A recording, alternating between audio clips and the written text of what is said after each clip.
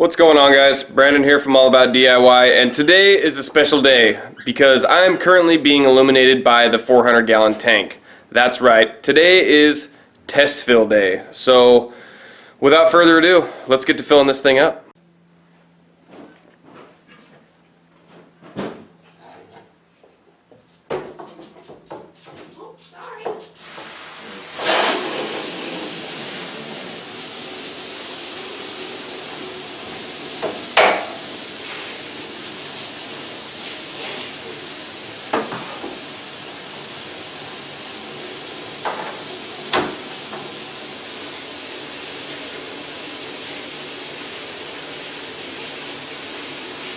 Okay, so while this is filling up, I don't want to bore you guys to death, but I figured I'd talk about why it's so dirty and how much water it holds and what this process has taken me to do.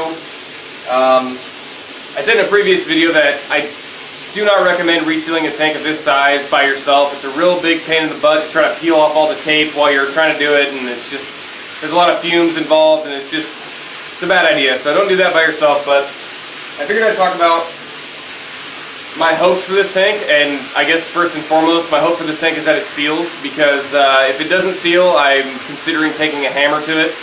So, you know, fingers crossed on that.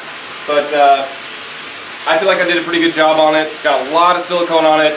I took my time prepping the surfaces and making sure all the old existing silicone was off. And, you know, on this one I didn't break the whole tank down and cut off all the structural silicone. I just basically cut off all the seal around the inside and redid that part, trying to fix the leak, of course. This tank holds about 400 gallons of water, give or take. I think it's like 390, but I just call it 400 because it's close enough. But once the sand and all the fish and rocks and all that are in there, it probably only has about 250 gallons of water, give or take. This tank is extremely heavy too once it's all filled up. I estimated it with water and rocks and everything all set up. It weighs about 4,500 pounds, so it's 2¼ tons sitting in my living room. It's like having a car in here, so you gotta be really careful with a tank this size. It's really dangerous if you don't have it level. It's a good idea to have a tank this size level, especially glass with a long span of 10 feet. It could crack really easily, and that's why, you know, you see some of these scratches on here, and it gets worrisome because with that much water and that much weight pressing out on it at all times, it's really prone to cracking and things like that. And I thought that's what had happened to it when it broke the first time, or leaked the first time, but it wasn't cracked anywhere. I inspected the entire tank, all pieces of glass, and it all looks fine, so that's good. And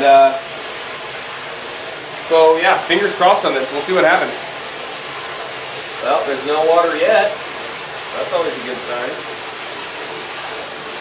Okay, so since I'm doing this myself, and I'm not a professional aquarium builder by any means, although I have had a lot of experience resealing tanks of varying sizes. If you look back at my channel a couple months ago, I resealed a 110-gallon tank, and I've done many more than that. But when it's this size, to avoid having to pull out 400 gallons of water, what I'm going to do is I'm going to fill it about 1/4 of the way full and make sure it seals water overnight at that point, and then I'll fill it up halfway full, see if it holds at that point, and then just keep going up, you know, 25% at a time, just to make sure I don't have any leaks, of course, and to make sure I don't have to take out all that water at one time. Kind of just a safe bet. But I also wanted to talk about the lighting that's on this tank. I got the idea for this lighting from a guy named Joel. He's on YouTube. I'm sure anyone who follows me follows him as well, but his channel name is Corvus Ocean. Really smart guy, really handy, really talented with art and fish tankscapes and knowledge and anything like that. So if you haven't checked out his channel, go ahead and do that. He's a great guy. But this is LED lighting. It's GU10, that's what they call it. And basically it's home lighting. It's for recess lighting. It's low energy. And they actually put out quite a bit of power. And I have 16 bulbs on this tank, ranging from 3,000 Kelvin, which I have only about 4 of those, and then I've converted it all over to 6,500 Kelvin, 6,000 Kelvin, and then I have some of like the actinic blue ones on there just to give it some good color, and hopefully that blue light reaches down into the tank and grows some nice green algae for me later on. So that's what I'm running. It's all do-it-yourself. It's 110 volts, really easy to wire up. Maybe in the future we can do a video like that if you guys want, but for now It's a really cheap, really easy, really reliable source of light for this tank, so I don't have to buy, you know, a bunch of fixtures. It would cost me a fortune to light this tank with, you know, brand name aquarium lighting. So this is a cheap DIY alternative, and I'm always down for that, as you guys know. So I think it looks pretty good. But we'll just keep filling this up and keeping our fingers crossed. Hopefully this works out. I don't see any water yet. Sorry for the dirty tank. I didn't want to spend hours cleaning it if it was going to leak, so.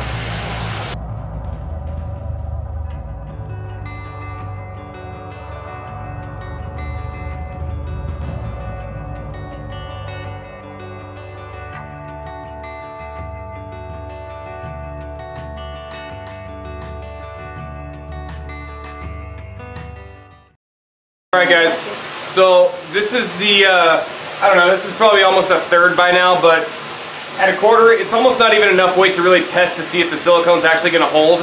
So I went a little bit farther than a quarter.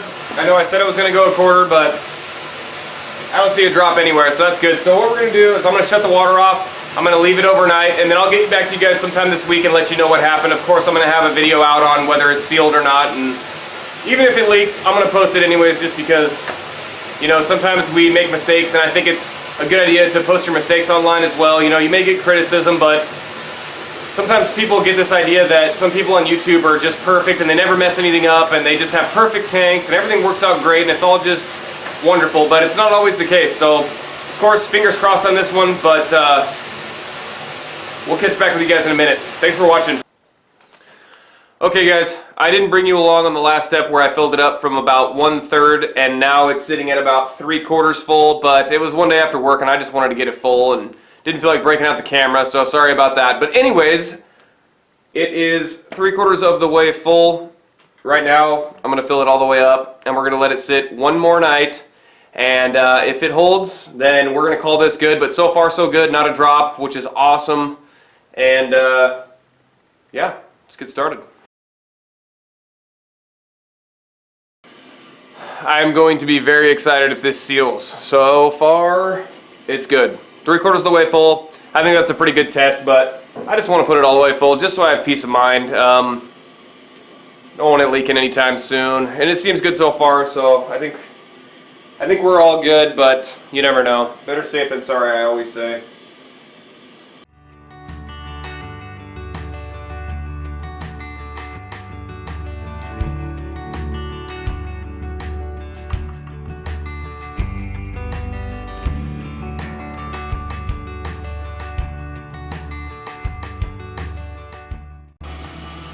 As you can tell by the water line at the top right here, the tank's not level. I didn't want to spend all the time leveling it and making it all perfect and everything if it was going to leak. So basically what I have to do is we're going to test this overnight and we're going to make sure that it holds water.